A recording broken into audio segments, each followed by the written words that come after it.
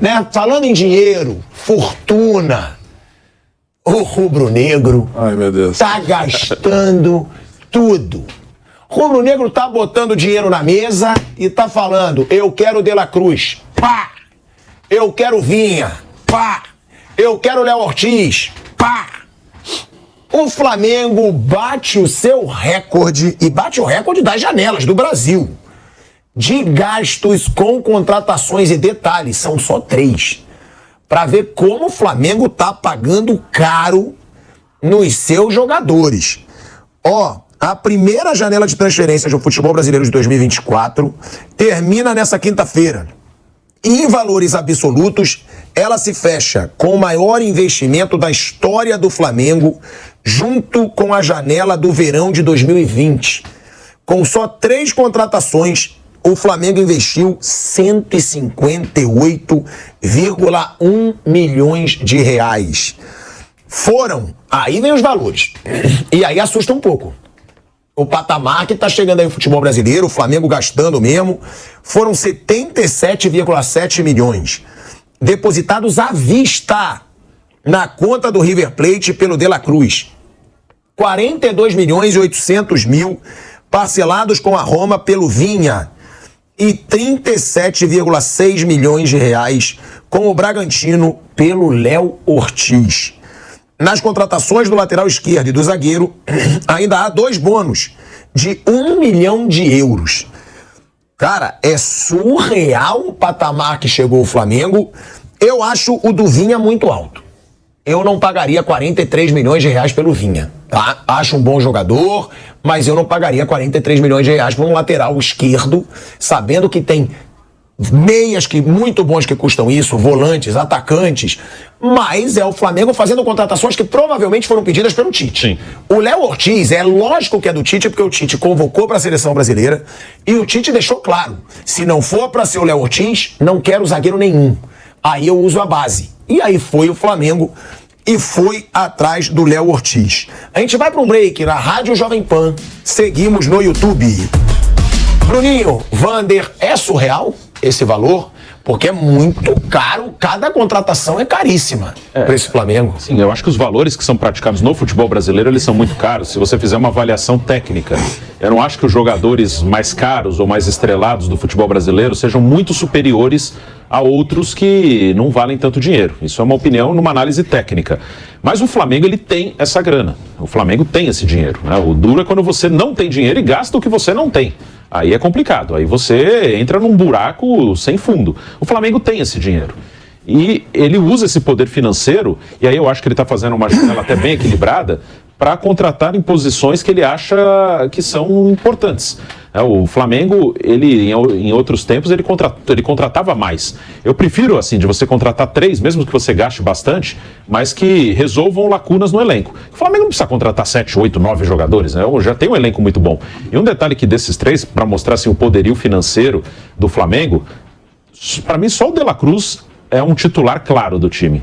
O Vinha disputa a posição com o Ayrton Lucas e o Léo Ortiz vai disputar a posição ali com o Fabrício Bruno, com o Léo Pereira. Então só o De La Cruz eu acho que é um cara que chegou já com status de titular. Os outros 2 podem vir a ser titulares, mas eles disputam posição. Não é uma certeza que o Vinha vai ser titular durante o ano e o Ayrton Lucas não. Ou que Léo Ortiz vai barrar ou o Fabrício Bruno ou o Léo Pereira. Então, eu acho os valores aqui no Brasil muito altos, mas o Flamengo tem grana para isso. Então, ok. Se o Flamengo acha que vale e ele tem esse dinheiro, tá tudo certo. Não é? Foram contratados 3, não é isso? 3 jogadores, 158 milhões. Então, mas boas contratações, de maneira geral, sim. boas. E para posições que o Flamengo precisa. Pronto. O Corinthians gastou 130. Quem você acha que tem mais dinheiro na carteira? O Flamengo ou o Corinthians? Flamengo muito mais. Isso. O Flamengo gastou 160. Eu estou arredondando aí. 160. O Corinthians gastou 130. O Corinthians contratou 11 jogadores. 11 jogadores e gastou 130. Quer dizer, foram contratações com preços razoáveis, mas pelo volume, poxa vida, aparece lá na planilha, lá, o Corinthians gastou 130 e o Flamengo gastou 160. Só que você vê quanto um tem em caixa e quanto o outro tem em caixa. Então, por isso que eu acho que as contratações do Flamengo foram boas para eles. Só 3, não inchou o elenco, jogadores que todo mundo concorda, podem ser utilizados pelo professor Tite. Em boas condições físicas, isso é bom falar, não são jogadores que têm muita lesão. Poderão ser, até entrar dentro de algum tempo como titulares, eu não sei, mas o Tite que vai decidir. Mas foi uma coisa racional, o Bruno falou, pontual, eu preciso dessa posição. O Corinthians perdeu, porque ou acabou o contrato, ou porque quis dispensar jogadores, cerca de 12, 13 jogadores. Teve que contratar. Contratou 11. Contratou 11 e pagou 130. Claro que comprou parceladamente. Aliás, exceção feita do De La Cruz, também entendo que o Flamengo tenha comprado de forma parcelada. Quem vendeu sabe que vai receber.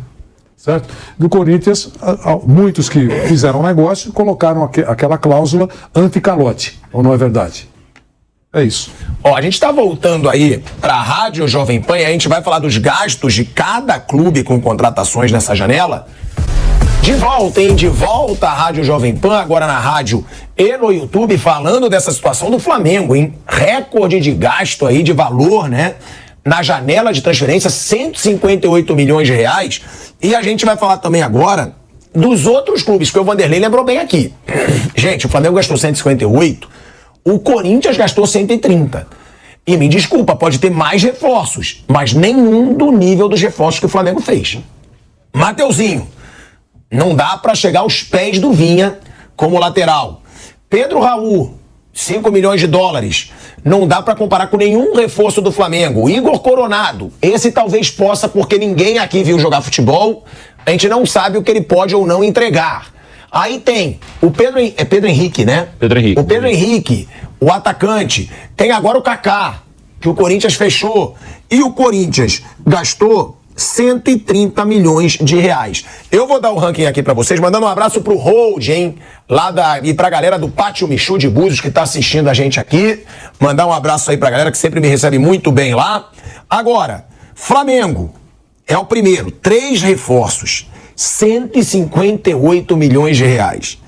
Botafogo, 10 reforços, 131 milhões 724 mil reais. E olha que o Botafogo fez a contratação mais cara da história do futebol brasileiro, que foi o Luiz Henrique. E ontem o Textor falou que fez uma proposta de 20 milhões de euros por um jogador. Ontem ele falou durante o jogo, e aí os 20 colegas... 20 milhões de euros? E aí os colegas que acompanham o Botafogo falaram que é o Thiago Almada, argentino, que estava na Copa, que joga no Atlanta United dos Estados Unidos. Como o Thiago Almada vale 20 milhões de euros, Bruno? Como eu falei, eu acho os valores que se praticados aqui absurdos, assim, muito exagerados. É um jogador muito bom e ainda jovem, ele tem 22 anos, estava no pré-olímpico e estava na Copa do Mundo também. Eu acho os valores, assim, assustadores, mas é um jogador muito bom. É um jogador que tem um nível bem alto, né? Estava lá entre os campeões do mundo com a Argentina. Posição. Jogou pouco, é meia. Eu acho que ele estava entre os comprou 26 pro da Copa. Ele ainda não compra, ele falou que fez uma proposta. Então, eu digo, se ele comprar, acho que ele compra pro grupo, não só pro Botafogo. Até pela idade dele, né? É um jogador que pode ser repassado para a Europa, o próprio grupo, ele tem mais de um time. É caro pra caramba, mas como é 22 anos, jogador com rodagem, campeão do mundo, eu imagino que ele tenha feito esse tipo de raciocínio, né? Depois ele vai pro Lyon, enfim, vai para o time lá da Bélgica que ele tem, pro Crystal Palace, enfim, uma contratação para vários times, vamos dizer assim. Mas caro, pesado. Futebol brasileiro é maluquice. Mas eu acho isso bom, gente, pra poder cobrar, pro torcedor poder cobrar do clube. Pra depois o clube não falar, mas olha o elenco deles e olha o nosso. Cara, porque olha só o ranking. Flamengo, 158 milhões de reais. Botafogo, ou seja, o Botafogo vai ter que ser cobrado esse ano. Mas o Botafogo é uma zebra, foi no ano passado. Esse ano não pode ser considerado O elenco desse ano é melhor que o do ano passado. E gastou 132 milhões de reais.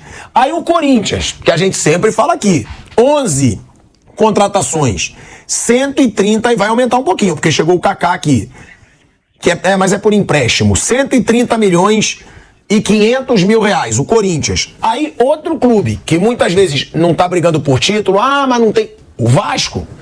O Vasco investiu 120 milhões e 200 mil reais em reforços.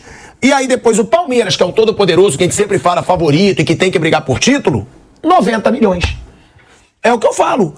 O Vasco, o Botafogo, o Corinthians, eles têm que ser cobrados esse ano para disputar título. Com um investimento desse tamanho. Sabe o que acontece? No meu conceito, quando você compra menos, a chance de você errar é menor.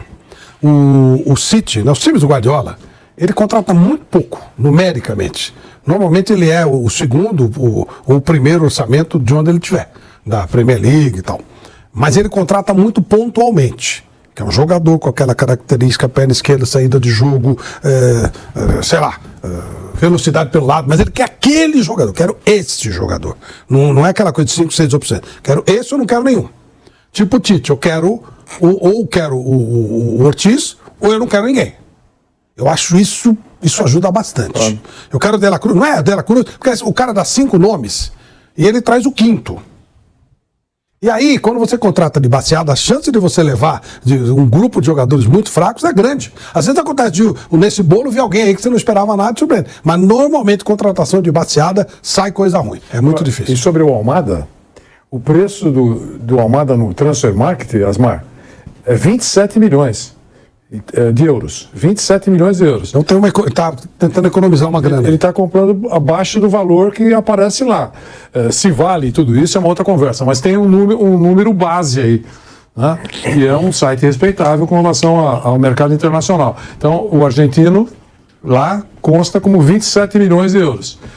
A proposta é de 20, se ele conseguir fazer negócio, ele comprou abaixo do que está no mercado o argentino. Que aí ele vende depois, ele pode ver até como uma possível venda ou até para os clubes dele. Anos, claro, 22 anos dá para. E aí uma coisa que me impressionou é o Galo. O Atlético Mineiro geralmente gasta muito e o Atlético Mineiro ele contratou o Scarpa. E eu não sei se já está contando aqui o Bernard, porque tá dado como certo o Bernard com o Atlético Mineiro no meio do ano. E fim de contrato. Vai acabar o contrato dele na Grécia, ele vai vir. Então não vai custar nada, você vê. Dois jogadores que de nível altíssimo. Exatamente, dois jogadores que teoricamente não tem erro. Pode, mas teoricamente não tem erro. Eu prefiro assim, sabe, Pilhado? Você vai e contrata pontualmente. Agora, você não tem time, você tem que se revira tudo. O Corinthians, quando ele pede 12 jogadores, ele tem que contratar alguém. Mas aí vai de baseada. O Santos fez baseada também, né? Contratou um monte e tal. Mas a chance de dar errado é muito grande. Agora, quando você faz uma contratação pontual, era o Walker. O próprio Bahia, né? O Kaique tá me lembrando aqui no ponto. Tudo bem que eu não acho o nível dos reforços. O Everton Ribeiro eu acho fera. Ele eu falo, pra mim o Flamengo deu até mole porque eu não acho ele substituível com o talento que ele tem. Mas aí tem também o Jean Lucas, o Caio Alexandre, que foi o Cuesta.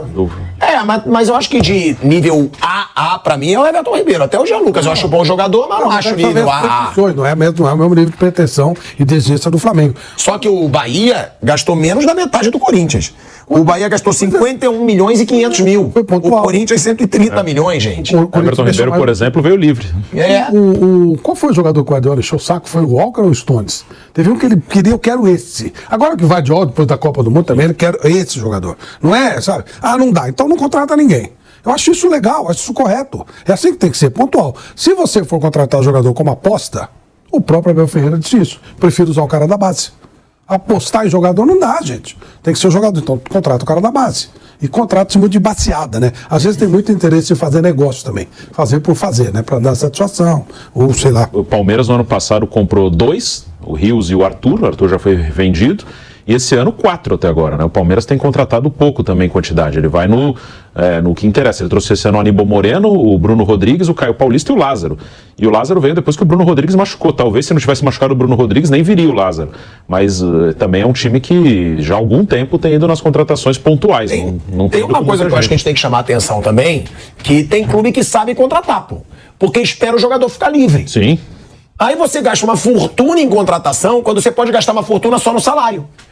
Que é o caso do Everton Ribeiro. O Everton Ribeiro, com certeza, ele foi pro Bahia para ganhar um salário altíssimo.